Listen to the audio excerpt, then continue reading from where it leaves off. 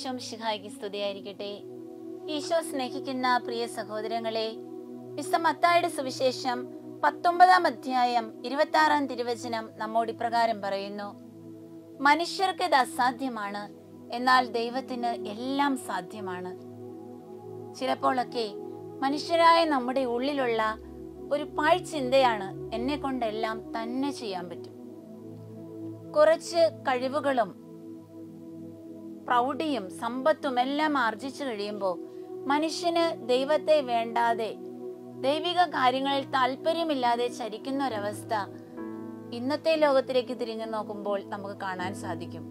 തനിക്കൊരു മരണമുണ്ടെന്നോ, തൻ്റെ സൃഷ്ടാവിലേക്ക് തൻ്റെ ആത്മാവ് തിരിച്ചു പോകേണ്ടതുണ്ടെന്നോ ഓർമ്മയില്ലാതെയുള്ള ഒരു മനുഷ്യന്റെ ജീവിതം എത്ര ദുസ്സഹമാണ്. പ്രിയ സഹോദരങ്ങളെ, ചിലപ്പോഴൊക്കെ ദൈവം നമ്മളെ ചില പാഠങ്ങൾ പഠിപ്പിക്കും.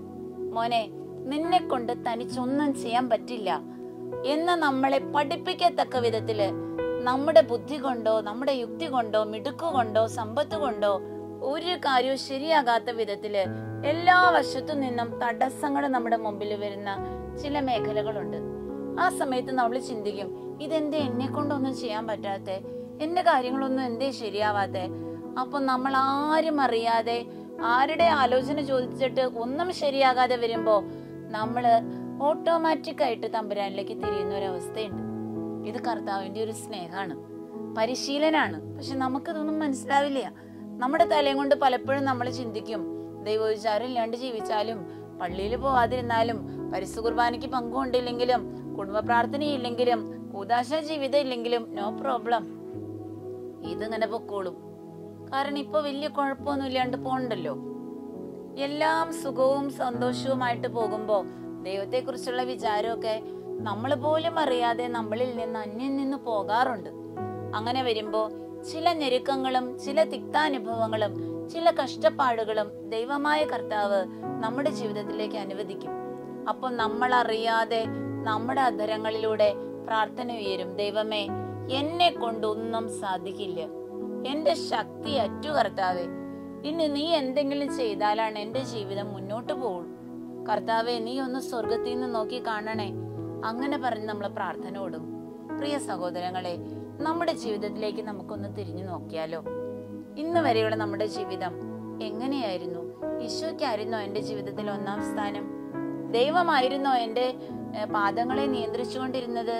എന്റെ ചിന്തയിൽ ദൈവത്തിന്റെ സ്ഥാനം ഉണ്ടായിരുന്നോ? അതോ ദൈവവിചാരം എന്നിൽ നിന്ന് അറ്റുപോയൊരവസ്ഥയിലാണോ ഞാനിപ്പോൾ നടക്കുന്നത്? എനിക്കുള്ളതും എനിക്ക് ദൈവം തന്നതുമല്ലാതെ എന്തെങ്കിലും എനിക്കുണ്ടെന്നുള്ള ഒരു അഹങ്കാര ചിന്ത എനിക്കുണ്ടോ? പ്രിയ സഹോദരങ്ങളെ, നമുക്ക് എളിമപ്പെടാം, ദൈവത്തിന്റെ സന്നിധിയിൽ താഴ്ന്നു നിൽക്കാം. തക്ക സമയത്ത് നമ്മെ ഉയർത്തുന്ന ഒരു ദൈവം ഉണ്ടല്ലോ. ആ ദൈവത്തിന്റെ മുമ്പില് ശാന്തതയോടെ കാത്തിരിക്കാം. ദൈവത്തിന്റെ പദ്ധതികൾ നിറവേറട്ടെ. തമ്പുരാന്റെ മുമ്പിൽ നമ്മൾ നമ്മുടെ ബുദ്ധിയെ തോറ്റുകൊടുക്കാൻ അനുവദിക്കുമ്പോൾ ദൈവത്തിന്റെ അത്യുന്നത കരം നമ്മുടെ ജീവിതത്തിൽ വെളിപ്പെടുന്ന നമുക്ക് കാണാൻ സാധിക്കും. സ്വർഗത്തിൽ നിന്ന് നിനക്ക് സഹായം വേണോ? ദൈവത്തിന് മുമ്പിൽ എളിമപ്പെടാൻ റെഡിയാവും. ദൈവത്തെ നിന്റെ ജീവിതത്തിന്റെ കേന്ദ്രമായിട്ട് നീ പരിഗണിക്കുക. ദൈവത്തിന് അർഹമായ സമയം ദൈവത്തിന് കൊടുക്കുക. അങ്ങനെ വരുമ്പോ നമ്മുടെ ജീവിതം സമ്പൽ സമൃദ്ധമായി തീരും. അതിനുള്ള വലിയ കൃപ യാചിച്ചുകൊണ്ട് ഇന്നത്തെ നമ്മുടെ സകല വ്യാപാരങ്ങളിലും ഈശോയോട് നമുക്ക് പറയാം: കർത്താവെ, എന്നെ കൊണ്ടൊന്നും ചെയ്യാൻ പറ്റില്ല, ഞാൻ നിന്റെ കയ്യിലെ മനോഹരമായൊരു ഉപകരണമായി ചലിച്ചോളാം. ഞാൻ നിന്റെ കുഞ്ഞല്ലേ. കർത്താവെ, എന്നെ കൊണ്ട് സാധിക്കാത്തടത്ത് നീ ഇടപെടണേ. എന്നെ കൊണ്ടൊന്നും പറ്റില്ല കർത്താവെ.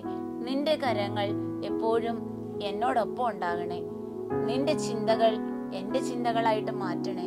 കർത്താവായ ഈശോയെ, എന്നെ ദൈവമയമായിട്ട് അങ്ങ് രൂപാന്തരപ്പെടുത്തണേ എന്ന പ്രാർത്ഥന ഇന്നത്തെ ദിവസം മുഴുവൻ ഉരുവിട്ട് ദൈവത്തിന് നമ്മുടെ ജീവിതത്തെ ഭരിക്കാനായിട്ട്, നമ്മുടെ ഭരണം മുഴുവൻ, ഹൃദയത്തിന്റെ കേന്ദ്രസ്ഥാനം മുഴുവൻ ഈശോയ്ക്ക് വിട്ടുകൊടുത്ത് ദൈവത്തിന് മുമ്പിൽ നമുക്ക് എളിമപ്പെടാം.